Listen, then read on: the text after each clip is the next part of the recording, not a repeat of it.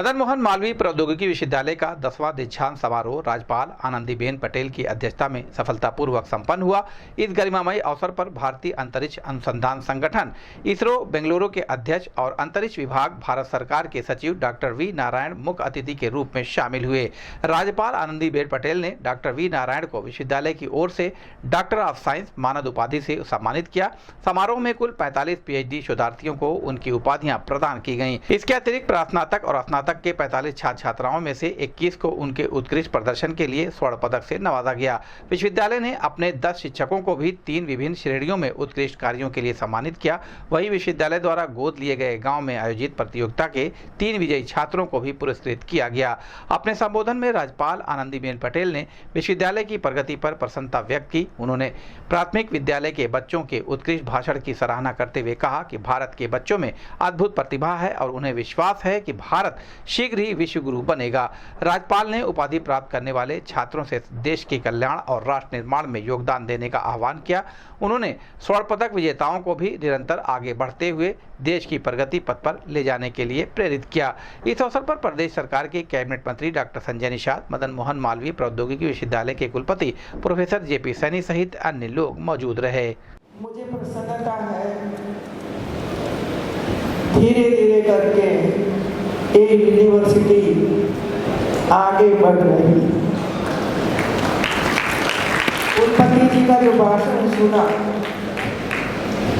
ये भाषण से जो मुद्दा हमारे सामने रखा, इसके प्रतीत होता है कि हम धीरे धीरे वहां तक पहुंचने का प्रयास कर रहे हैं जो भारत सरकार गगनयान बनाने का प्रयास कर रही है, उसको कैचअप करना है। दूसरा है हमारे छोटे छोटे बच्चे जो यूनिवर्सिटी में 5 गाँव गोद लिए। एक गांव में भी दीक्षोत्सव का कार्यक्रम हुआ। किसी ने स्पीच दी तो किसी ने गीत गाया, किसी ने पर्यावरण पर गीत गाया। ऐसी प्रतिभा भारत पास है और इसी वजह से मुझे पूर्ण विश्वास है कि भारत आने वाले समय में विश्व गुरु बनेगा और बनेगा।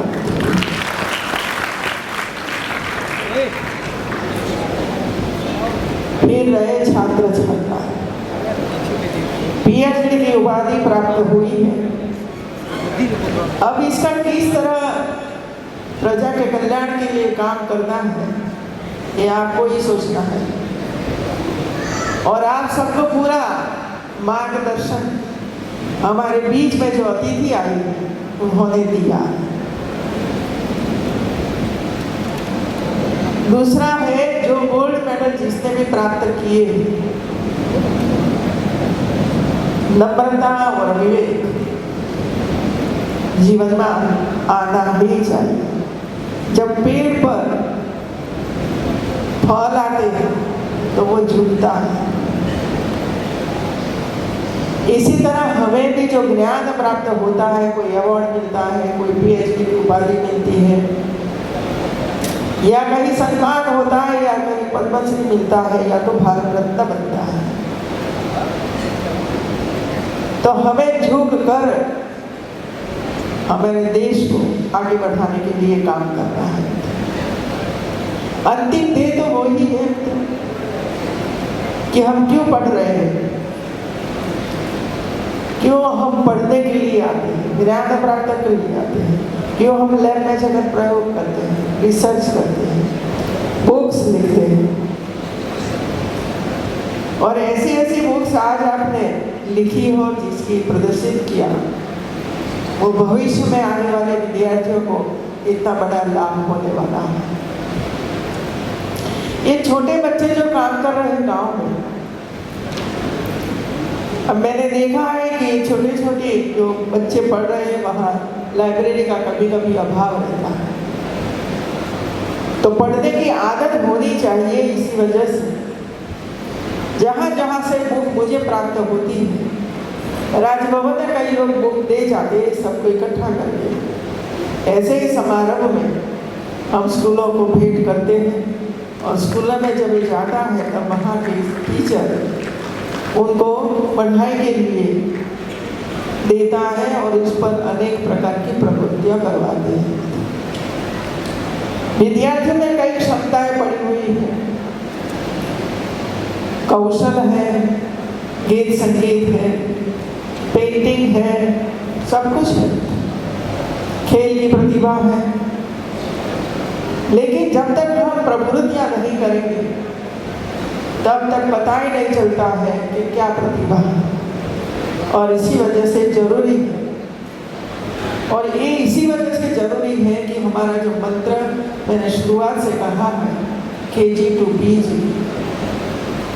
यूनिवर्सिटियों को भी अपने अपने पत्नी में थे बाहर निकलना पड़ेगा, और गांव तक, किसान तक, महिला तक, युवा तक, ऐसे छोटे बच्चों तक पहुंचना ही पड़ेगा। और वहाँ जाकर आपके पास जो नॉलेज है, आपके पास जो कौशल है, आप जो सीखे हैं, ये वहाँ जाकर दीजिए लोगों को कि भाई ये करिए, ये करिए। हमारे बीच में पावर ऑफ कॉरपोरेशन के निदेशक बैठे हैं, उन्होंने छात्राओं को रहने के लिए, छात्रावास बनाने के लिए पैसे दिए। इसी तरह सिद्धार्थ यूनिवर्सिटी में कई जगहों पर दिया है। CSR का उपयोग इसी तरह ही होना चाहिए, जिसका ऐसे लोगों को लाभ मिले जो दूर दराज से पढ़ने के लिए ऐसी यूनिवर्सिटियों में या तो ऐसे संस्थानों पर पहुंचते हैं, वह रहने की जगह नहीं होती, कहीं किराए पर लेना पड़ता है।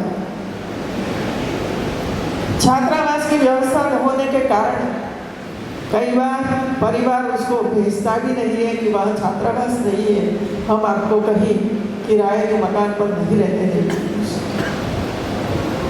और इसी वजह से जरूरी है ये करना चाहिए। एक मेरी रिक्वेस्ट है यूनिवर्सिटी को कि जब AI के माध्यम से आर्टिफिशियल इंटेलिजेंस इतना बड़ा उपयोग हो रहा है, बच्चे भी सीख रहे हैं कहीं ना कहीं, तो ये यूनिवर्सिटी कोई एक गांव में या 2 गांव में ऐसी लैब बनाए जो अभी से थोड़ा थोड़ा ज्ञान AI के बारे में उसको हो, और हमारे जो छात्र हैं जो इसमें एक्सपर्ट हैं, वे लोग वहाँ जाकर उसको सिखाएं। एक चैनल तो बनानी ही पड़ेगी आप लोगों को, कहीं रुकना नहीं चाहिए। दूसरा ये है AI का सदुपयोग, दुरुपयोग नहीं मित्रों। टेक्नोलॉजी का उपयोग और सदुपयोग दोनों हो सकता है, फ्रॉड भी होता है, इसके द्वारा ही होता है। अब जो रुपया का फ्रॉड किया है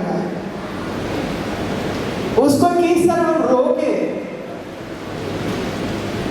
इसमें हमारे बुजुर्ग, हमारी महिलाएं, हमारे छात्र इसमें न फंस जाए, इसके लिए भी हमें सोचना पड़ेगा कि किस तरह इसका सही ढंग से उपयोग करना। कल हम लोगों ने DDU में, डिजी लॉकर में डिग्री दे दी गई, लेकिन 24 घंटे के बाद आप इस पर से डाउनलोड कर सकते हो। मैं चाहती हूँ कि सब विद्यार्थी किस तरह, कौन सी टेक्नोलॉजी के माध्यम से हम ये डिग्री प्राप्त कर सकते हैं। और ये काम आज करके मुझे दिखाया, 5 डिग्री हम लोगों ने निकाली और मुझे दिखाया कि इसी तरह है।